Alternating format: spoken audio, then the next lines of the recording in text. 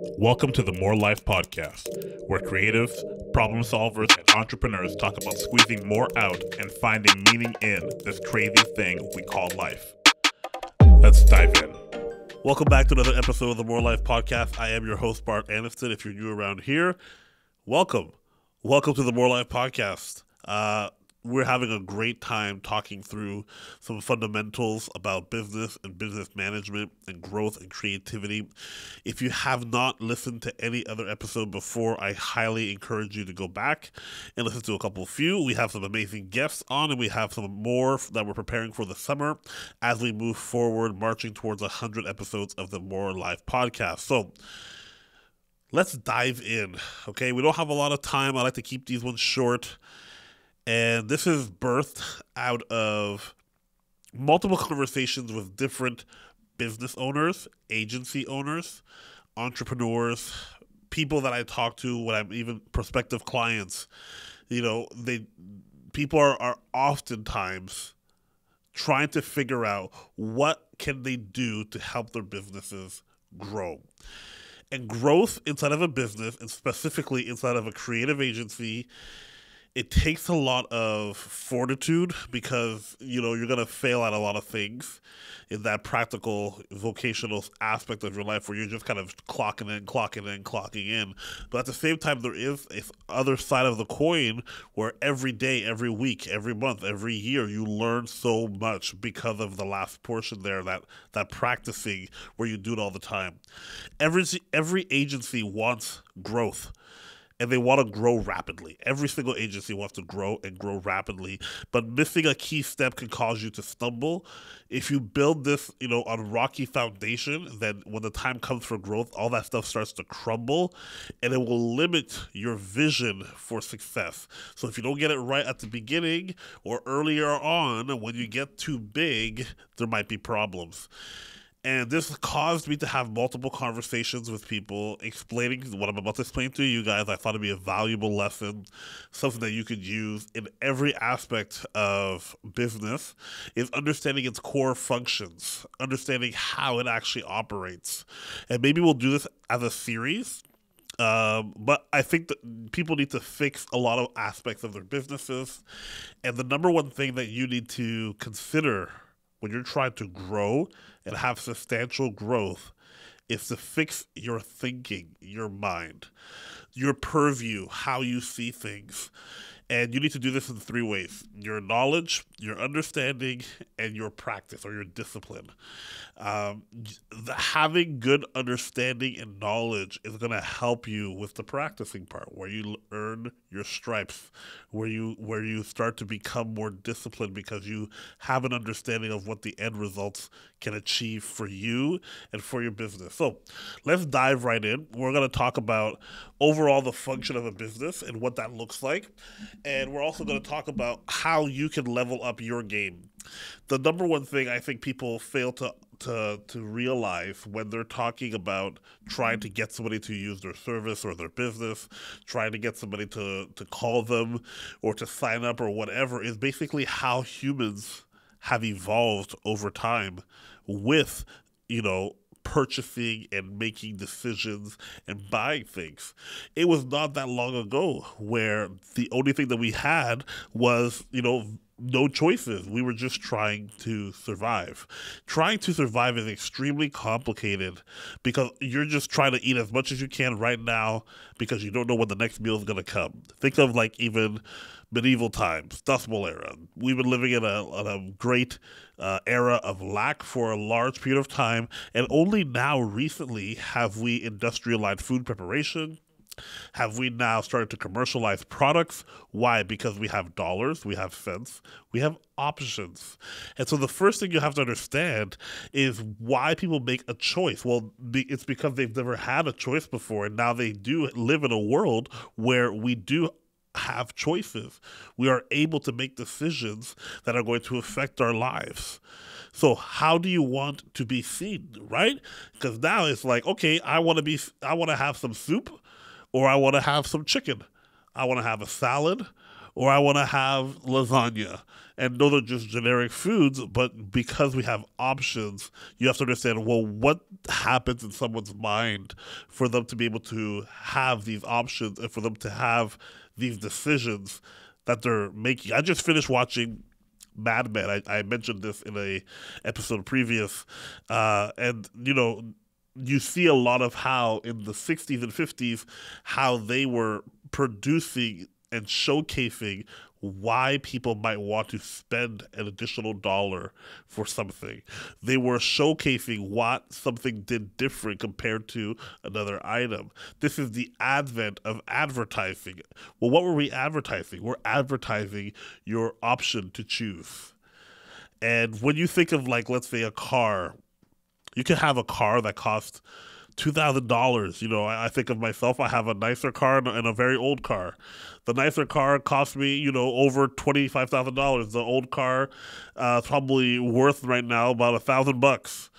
They both get me to point A to point B. They both have 4 wheels and an engine. They both take gas. One is worth more. Why? What are the things inside there that make it worth more? And why do people decide to purchase one or purchase the other? Why do you drive this car? Is it out of necessity? Is it because it's the only choice you have?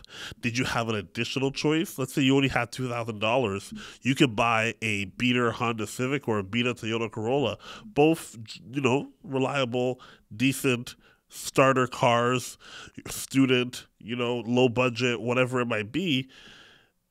Okay, so why did you choose the Honda? Is it the feature set? Or why did you choose the Corolla? Is it the reputation or the drive, comfortability? Like, there are many different things, but what you need to understand when you're talking about a brand, people ascribe or prescribe themselves to a brand. They attach themselves and associate themselves to what this means because they understand when I make a choice, my choice is public. The world sees me and I see the world. So when I buy an Audi or a Mercedes, it's because it aligns itself with my values, my belief, my taste. This is what I like. This is what I want. This is how I want people to see me. You have the stereotypes, the stigmas, of people that drive white BMWs, right? Like there's a way that society sees a person who starts their day off with Vector cereal or Special K versus Fruit Loops. There's a way that the world sees you or the way that you want to be seen by purchasing this versus that. And this plays a huge part in the psychology and the buyer psychology of why people make certain decisions versus others. And I'm staying here in this moment talking to you guys about this because I want to emphasize the importance of understanding people have choices and they choose things because it feels or aligns itself with who they really are. They are trying to describe what it is that makes them as a human. They're trying to identify or, attach themselves to a greater meaning. So you are telling the world who you are, and you're also finding the other people who are like you. Notice how people of a certain type of segment behave the same way. There are people who are outdoorsy who feel like the North Face is too commercialized and it's not necessarily specific enough to the outdoors community. You have people who are diehard, in Canada anyways, MEC, Mountain Equipment Co-op, fanatics who like the idea of being part of a co-op. They like buying those house brands. They know that they can get, something fixed or talk to somebody if something goes wrong. So it's not just that the product is good, or it's not just that the product aligns with their values or beliefs, but it also aligns with the fact that I also want to be seen by others using these things. I want to subscribe to this tribe. Subscribing to a tribe allows you to also engage with others. It's a sense of community. So when you're talking about your business idea or your new venture or your service or product, understand that you are selling a tribe. You're selling something, and we're going to talk about selling in a little bit. You're selling something that is going to be more than just a transaction, but you're selling somebody something that is going to be based on buyer psychology. Selling is not easy, and it takes practice is what I guess I would rather say. It's not easy if you don't know what you're doing. It's not easy if you don't understand what your role is in that song and dance. So why do people prefer one thing over another? Most people think that it's transactionary. Most people think I'm going to offer a service. I'm going to give somebody, something. They're going to give me some money back. I'm going to clean the windows. They're going to give me dollars. And that's not necessarily how it works. See, you have to understand what transformation can do for your business. Transformation is a step above transaction. Transaction is a basic understanding. It's a rudimentary understanding. It's lower grade. Having an understanding of transaction means that you haven't really thought out what your place is and what your consumer's place is. So first you have to understand who you are and who your company is and who your audience is, who you're actually targeting, who you're trying to sell to. Everyone is trying to get somewhere. We're all trying to do something. So if you're in a position where you're offering a service, don't think of it as a way to earn an income. Think of it as a way to solve a problem. The problem you're trying to solve is whatever is troubling your client. They have a current state that they're in right now. The reality that they live in right now is frustrating them, is undesirable. And they also have an aspiring reality. They have a future state that they aspire to be in. And it's your job to mind the gap. How do I get them from here to here? How do I get my client, my customer, somebody who I'm trying to sell to, how do I help them transform into that future state, into that aspired reality? If you can sort out how to do that, your business is going to thrive. You're going to have lots of customers. Now, there's a few things you have to remember yourself here. When you're thinking about having lots of customers, all that kind of stuff, understanding people's problems and getting them through the transformation and all of that, a big asterisk or caveat is going to be, it's counterintuitive, I want to admit it, but the smaller you make your niche, the greater the problem is going to be that you're going to solve. If you identify a greater problem, the solution, the transformation is going to be so much more needed and impactful and specific. So remember, audience, make it small. The problem is going to become big. Solution is going to be astronomical. It's going to be huge. If you find a smaller audience, I know I've gone through this. I've gone through this so many times, and I've talked to peers of mine and business mentors.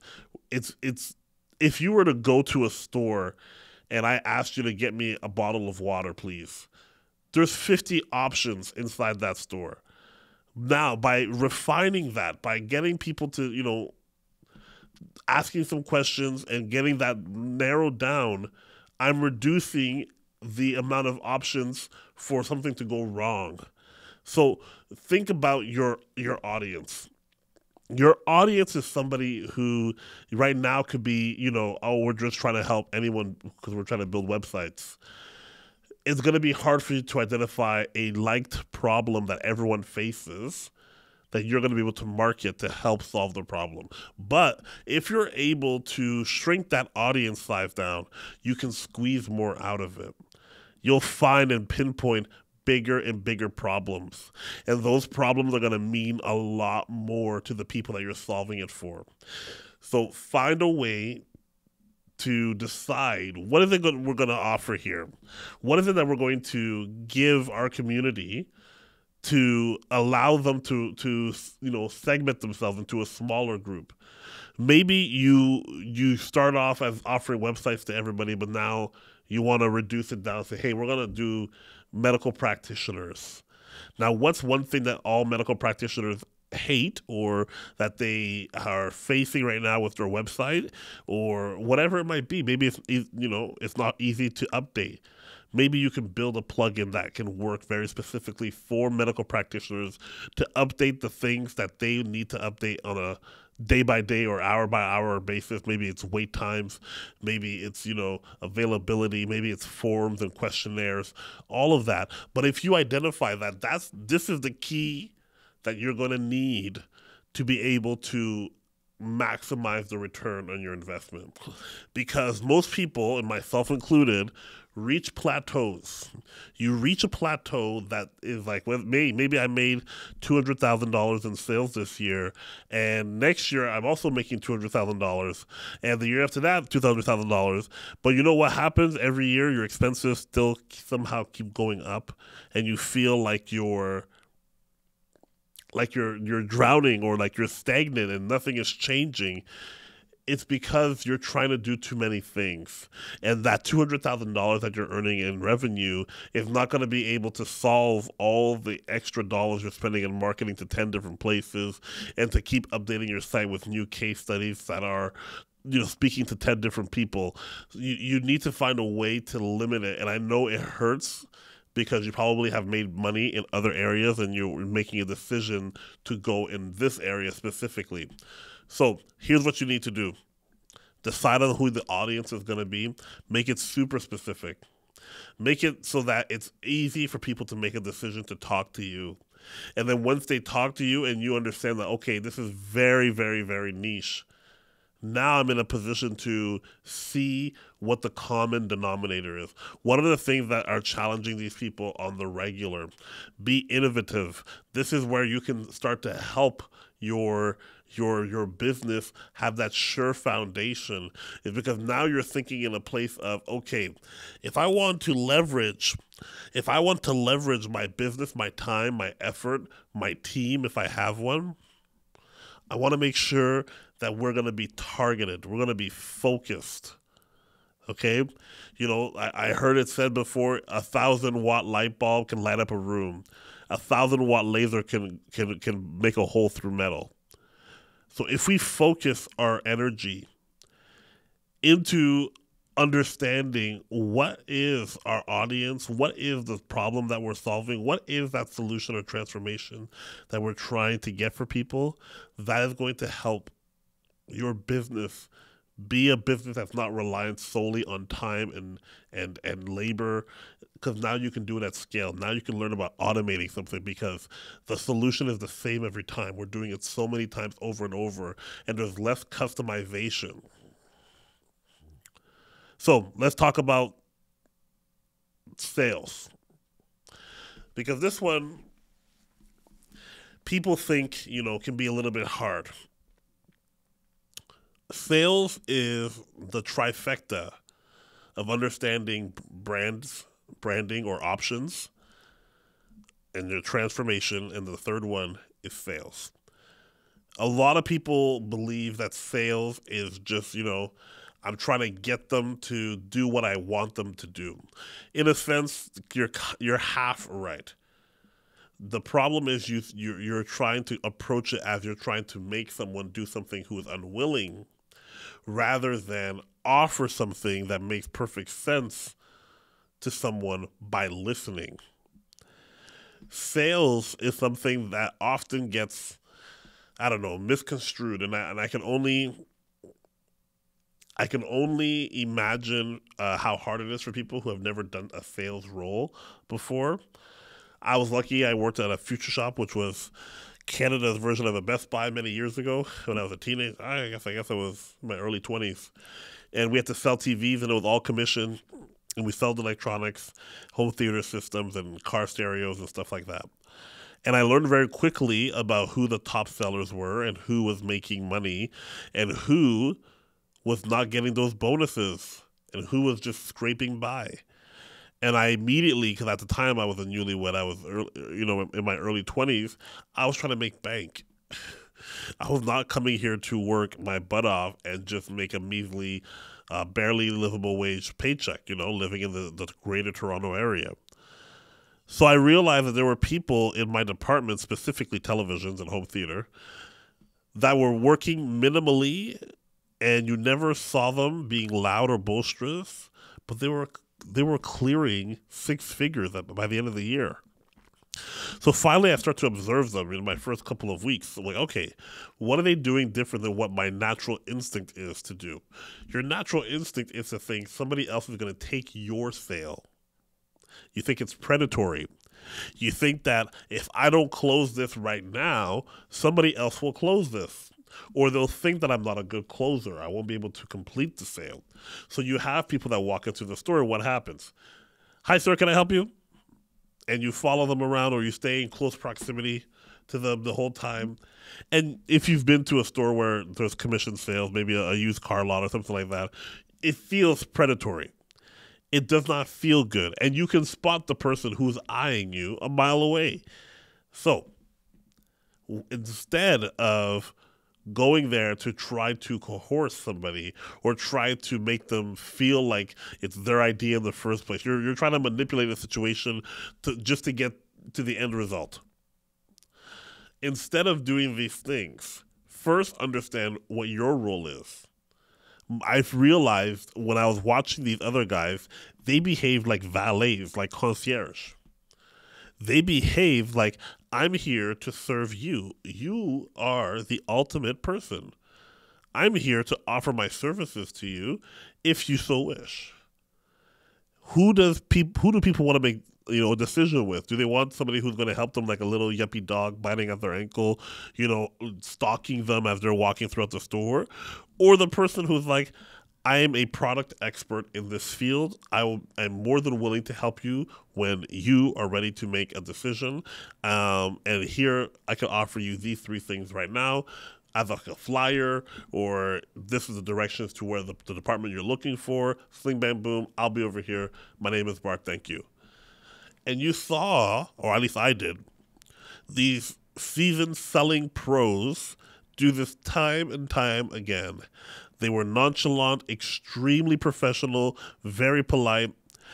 And when it came time for them to be approached a second time by this person that would walk through a store, they would ask lots of questions. The person would say, I'm looking for a TV. They wouldn't say, what's your budget, which is what rookie move Bart would have done. How much money do you want to spend? Let me get you the biggest TV that you want, They would say, well, why do you need a TV? Where is it going? Or because at the time I was selling TVs, that's when we were transitioning from square TVs to rectangle TVs. That's how old I am. And you would ask questions that made more sense. I watched these guys ask questions that would just general, real interest, like they were really caring, as if this was for themselves, and then they would just listen empathetically as if this was their problem that they had to solve. They would literally just say, where is this TV going to go? Is this what is this going to do for you? Okay, this is maybe an upgrade because you have a square TV. Oh, okay, this is a home theater. You want to get a nice TV. Oh, okay, this is a gift. Excellent. And then you would just ask more questions and refine it down and refine it down and refine it down. And you know what would happen?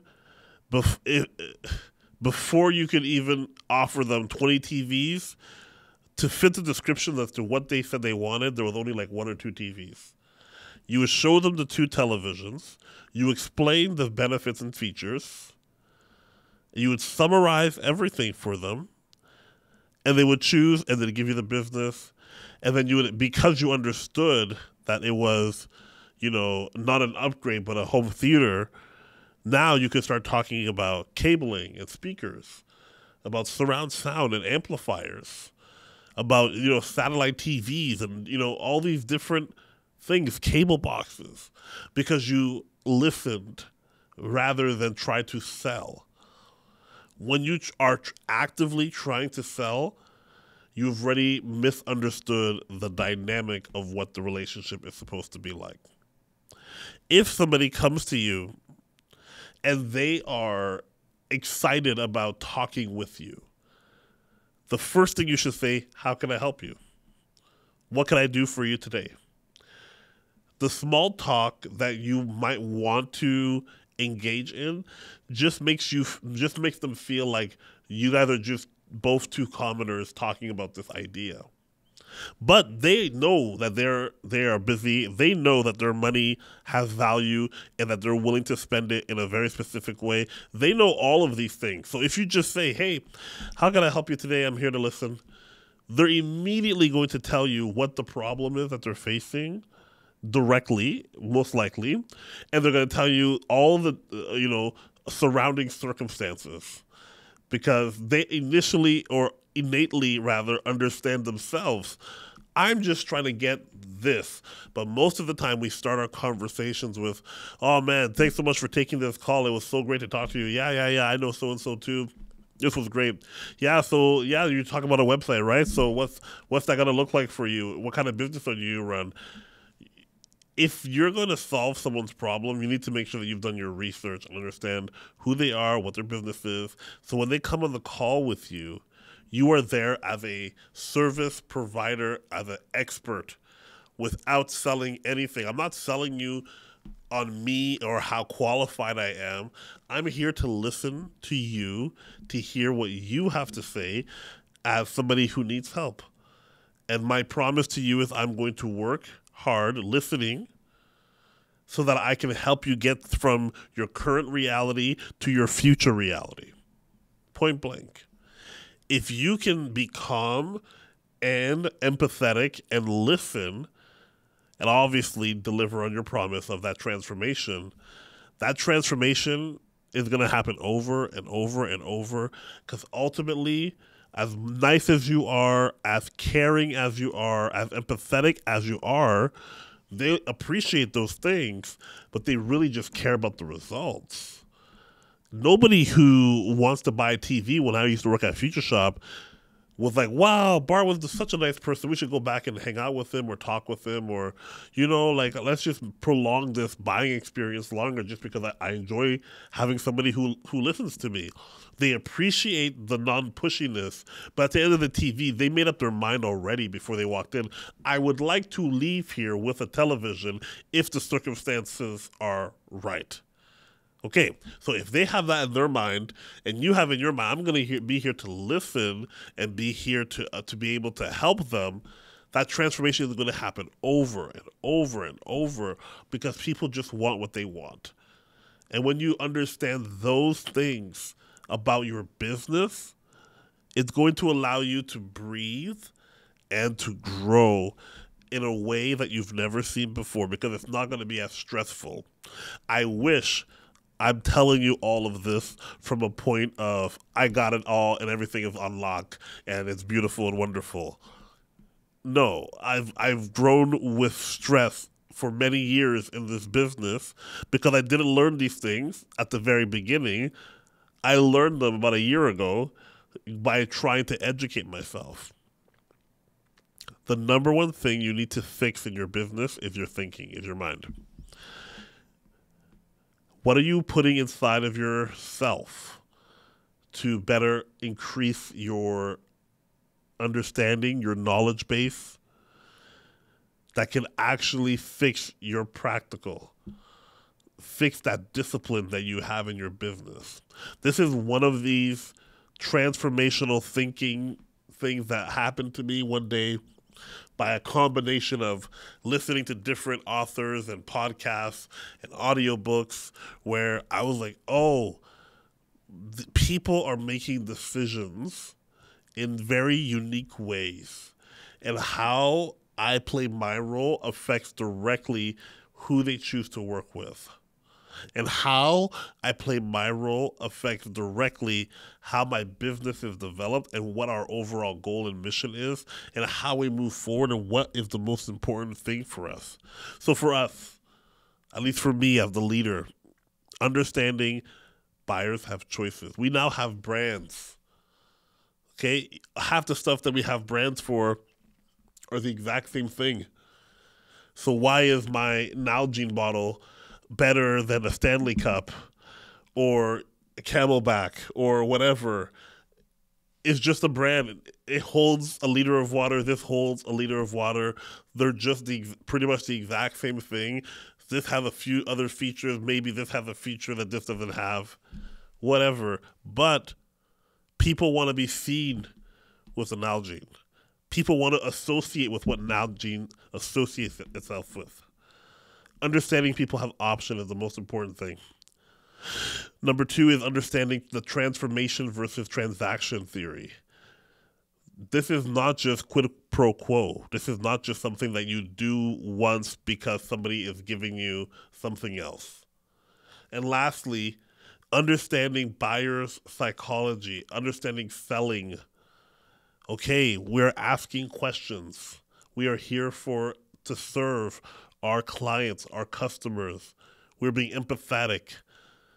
And we summarize it all and we help them and put it into a package for them so they feel heard and understood. This is how you level up and grow at a pace that is appropriate for your business if you're doing it well, instead of being stagnant and feel like you're hitting a wall every day. Okay, guys, our time is up. I'm super excited about this series. I hope we can talk about it more. I want to talk more about basic foundation things about business and how it can really help you develop your thinking about the foundations of a creative agency. Okay, I've been Bart. Peace out.